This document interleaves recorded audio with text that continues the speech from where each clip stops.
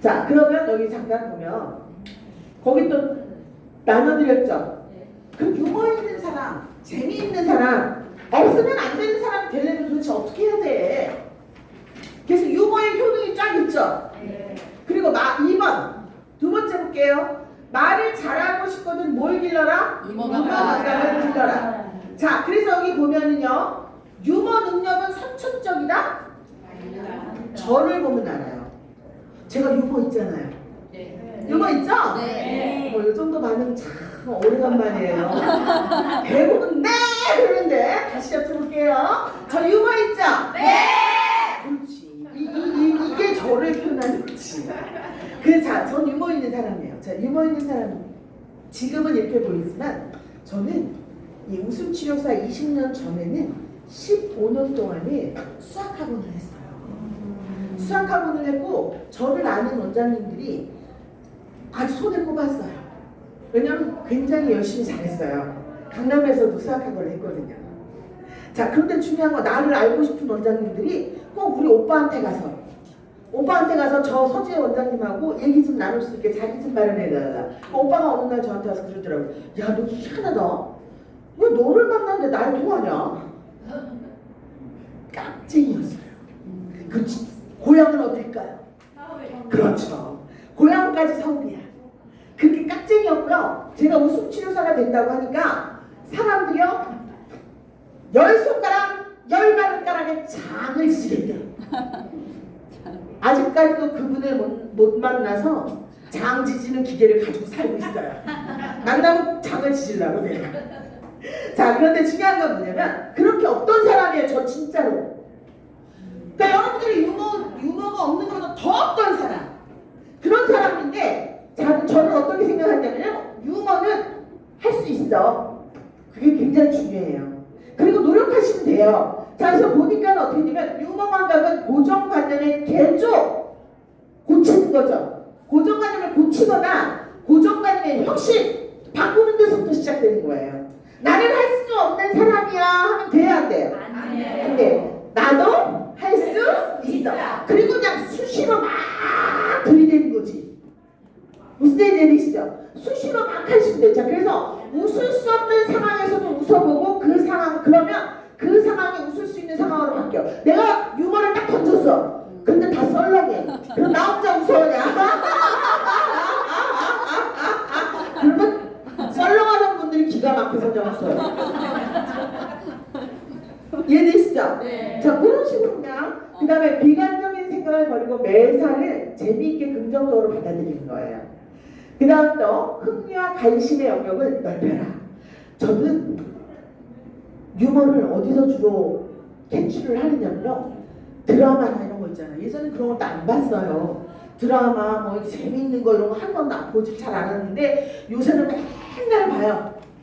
그러면서 그 안에서 제가 유머를 찾아내요. 얼마 전에는 어디를 봤냐면 그 유재석이 나오는 굉장히 유명한 프로 있죠. TVN에 유키즈. 그렇죠? 유키즈를 보는데 유키즈에 신부님이 나오셨어요.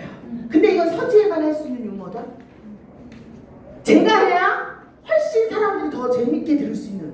그래서 적어다 하고 빨리 적었죠. 제가 뭐라 그랬어요? 내 근처 가까이에 필기 도구가 있어야 된다니까요. 가지러 가는 순간 까먹어. 그래서 내 가까이에 필기 도구가 있던지 아니면 뭐냐면은 핸드폰 있죠. 핸드폰에다 적어요. 막 핸드폰에다가 만들어놔. 자, 무슨 얘기냐면 딱 나가서 강의를 이제 상담을 하고 나가시는데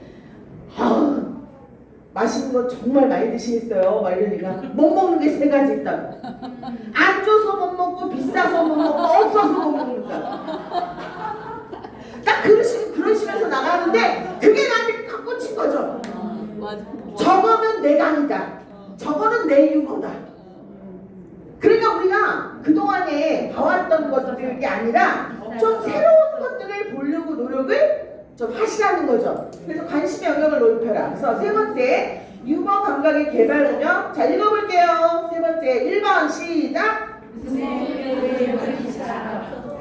2번 3번 웃음을 지나라. 4번 좀더 장난기게 산다. 5번 지갑이나 수첩, 주머니에 뭐를 넣고 다니며 다른 사람들과 나눠라. 6번 엄청 중요해. 6번 잘 웃는 사람들과 어울려라. 잘 웃는 사람들과 어울리세요. 이왕이면 내가 웃을 수 없는 사람이면 잘 웃는 사람들과. 난 7번 당신 자신에 대해 웃어라. 잘한다고 생각하면 계속 웃어주는 거죠. 자, 유머 스피치 단계를 보면 평상시에 소재를 충분히 구축해야 돼요. 그래서 수첩 같은 데다가 막 다 적어놓는 거죠. 그 다음에 강의 준비 기간에 교감 과정. 아, 이게 이 어르신들한테 맞을까? 이런 교감 과정은 충분히 맞지 않는 개그 그런 건 어떻게 되는 알지도 못하고 어려운 개그 막 이런 거 치려면은 굉장히 썰렁해요. 그리고 되도록이면 EDPS, 응답 패선 이런 거 저는 절대 사용 안 해요. 그런 거 전혀 사용하지 마세요. 왜냐면 내 강사에 뭐가 떨어지냐면 격이 떨어져요. 그래서 그런 거 잘 사용 안 합니다. 자, 그 다음에 강의 초반에 벽을 허물어라. 그래서 지금 여러분들이 스팟을 하시는 거예요. 그게 이 레크레이션의 가장 기본이 강의 초반에 벽을 허물기 위해서 스팟을 하시는 거예요. 자, 그 다음에 어떻게 되면 대상에 맞는 주제를 정하셔야 돼. 그리고 풍작투를 사용해라. 풍작투. 그게 무슨 얘기냐면 자기 일반적인 어투가 아니라 풍자하듯이. 아이고 그래요. 뭐 이런 거 있잖아요. 아유 맞아. 이런 식의 어떤 유머에 맞는 그리고 격에 맞는 그런 풍작투를 사용하시면 좋을 것 같고요. 자, 그 다음에 웃음 유발 효과적 측면에서 말투는 내용의 약 3배 정도의 유형을 가지고 있단 말이에요. 그래서 말투가 어떠냐에 따라서 사람들이 집중도 더 되고 웃음도 더 많이 웃는다고요. 그렇다 보니까 웃음은 내용보다 말하는 사람의 말투와 태도에 의해서 좌우된다. 자, 제가 이렇게 서서 이렇게 있잖아. 읽는 거랑 그려서 막 이렇게 되잖아. 그럼 어떻게 돼요? 어디가 더 좋아요? 이게 훨씬 좋죠. 제스처가 필요해요. 이해되시나요? 자, 그래서 예화를 소개하고 현장 유머를 활용해라. 자, 그러면 말하기에는, 그래서 이런 말하기에는 뭐냐, 말소리의 크기, 음이 고, 저가 있어요. 그래서 말소리의 크기가 있는데 요런 걸 한번 읽어보시고 말소리의 두께도 있어. 두껍게 할지 얇게 할지. 자, 그 다음에 또 말소리에는 뭐가 있느냐면은 흐름이 있어요. 리듬이라고 하는 거 있거든요. 말소리 리듬.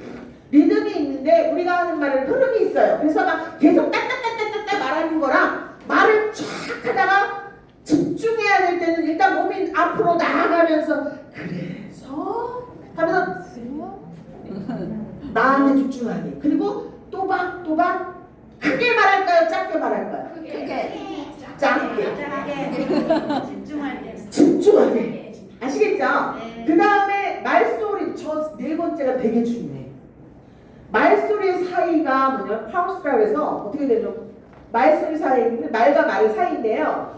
말에다 간격을 둬야 되는데 사이를 둘 때는요, 대체적으로 뭘 쓰느냐면 제스처 써야 돼. 손짓, 몸짓, 또 얼굴 표정 등의 태도 변화에 효과를 주는 거예요. 그리고 막 재밌었어 어르신들이. 근데 막 갑자기 탁 던져놨는데 너무 재밌으니까 막 웃는데 그 다음 걸로 막 나가. 그러면 안 돼. 그게 아니라 어르신들이 웃잖아요. 어르신들이 웃고 재밌으면 그걸 즐기시게 좀 시간을 둬야 돼요. 그리고 나도 같이 웃으면서. 이해되시죠? 네. 그렇게 하시는 게 중요해요. 그 다음 말소리도 색깔이라는 게 있대요. 그래서 이런 것들을 잘 생각해요. 내가 말하는 말에 뭘 줘야 색깔을 주셔야 된다고요. 그리고 목소리에는 6 요소가 있어요. 빠르기, 크기, 높이, 길이, 쉬기, 힘주기. 요걸 잘 생각하셔서 빨리 말해야 될 때는 빨리 말하고 그 다음에 크게 말할 것이냐 작게 말할 것이냐 이런 것들도 다 생각하시면 좋겠죠. 자, 여기 같이 볼까요? 성공하는 강사의 개인적 특징 시작! 성격, 인성적, 성격, 활용적 모습, 경청하는 습관, 열정적인 성품, 용기 있는 행동, 자신감, 기획력, 판단력, 분석력, 설득력, 창의적인 생각, 변화의 수용, 현재적 감각, 언어, 태도, 모습, 복장, 지성적 언행, 풍부한 소재, 유머. 자, 여기에서 복장. 저 옷 살려면요 엄청 힘들어요. 맞는 옷이 없어요. 내가 돈을 다 말고 들고 백화점을 가도 맞는 거 없어요. 이런 사람들을 만나요. 옷에다가 나를 맞춰야 될 상황이에요 지금. 그쵸? 근데 제가 방법을 찾았잖아요. 인터넷 쇼핑. 큰 옷 파는 데가 많아졌어요. 오히려 줄여야 돼 막. 그리고 저는 이게 제 포인트예요. 요거 조끼 입는 거. 왜냐면 이걸 벗는 순간 이렇게 커지잖아요. 조끼로 딱 가리니까 좀 날씬해. 그쵸? 네. 그리고 복장이라는 거는 굉장히 중요해요. 이렇게 사람을 만날 때. 그래서 만약에 여러분들이 어딘가 뭔가에 쓸 때는 자신만의 시그니처 복장을 하시는 게 좋아요. 그리고 저도 옛날에는 머리가 짧았거든요. 근데 여름이 되면요, 머리를 아무리 여기다가 그냥 스프레이를 한 통을 뿌리고 가도 강의 한번 하고 푹 죽어 애가. 그래서 사람이 그냥 볼품없이 되는 거야. 근데 머리를 기르고 딱 묶어서 올리니까요, 얼굴 표정도 확 살고요, 거기다가 죽지가 않아. 워낙 죽어 있어서. 그러니까 중요한 거예요. 그래서 자기가 어떤 방에 가느냐에 따라서 옷 복장이 달라야 돼요. 되도록이면 어떻게 해야 되느냐면 어르신들을 만날 때는 화사한 복장을 하세요. 이해되시죠? 화사한 복장. 그리고 요런 거 어르신들을 만날 때는 요런 거 이렇게 하나씩 이렇게 한다든가 뭔가 변화를 좀 주시는 것도 굉장히 중요해요. 포인트를 주세요. 저 오늘 여기다 포인트 줬어요. 괜찮죠? 네. 그래 제가 옷을 잘 입는다니까요. 자, 그래서 여러분들도 어떻게 하냐면 여러분들이 강의 나가실 때 세미정장 스타일이 제일 좋아요. 그리고 자기가 편한 옷. 그래서 저는 어느 옷에다가 이거는 꼭 걸쳐요. 저를 좀 슬림해 보이기 위해서. 자, 그렇게 하고 있습니다. 그래서 이런 것도 주의하시고요. 자, 한번 읽어보세요. 시작! 주위의 평가에 연연하지 말고 그들을 스승으로 삼고 자신의 노력을 칭찬하라. 내가 유머를 딱 던졌는데 너무 썰렁한 거 아니야? 너무 재미없어. 막 이러는 사람 있죠? 그러는 사람을 어떻게 하느냐면 감사하게 생각하세요. 저 사람은 나를 진짜 돕는 사람이구나. 인정사정 없이 나를 좀 아니라고 하는 사람 있잖아요. 실망하지 마세요. 내가 그만큼 노력은 했다는 거니까. 그 사람보다 더 힘든 사람을 만날 수도 있다 없다? 있다. 있다. 그러면 그 사람 나한테 뭐라 그러면 어머 어디가 좀 그래 이렇게 물어본다든가. 나를 나쁘게 평가하는 사람을 내치지 마세요. 나를 나쁘게 평가하는 사람의 안에는 뭐가 있느냐면 내가 잘 되기를 바라는 마음이 있어요. 내가 제일 세상에서 무서운 게 뭐냐면 무관심이거든요. 내가 이거를 던졌는데 아무런 반응이 없는 거. 근데 그거는 좀 잘못된 것 같아. 여기 아닌 것 같아. 이렇게 지적해주는 사람은 뭐냐면 나를 성공시킬 수 있는 사람이라는 거야. 그러니까 그리고 주위의 평가에 너무 연연하지 마세요. 아시겠죠? 네. 그렇게 연연하면 큰일 나요. 그리고 항상 그래도 잘했다. 같이 시작. 그래도 잘했어. 어제보다 더 잘했네. 잘했네. 이해되시나요? 네. 자꾸 자신 칭찬하세요.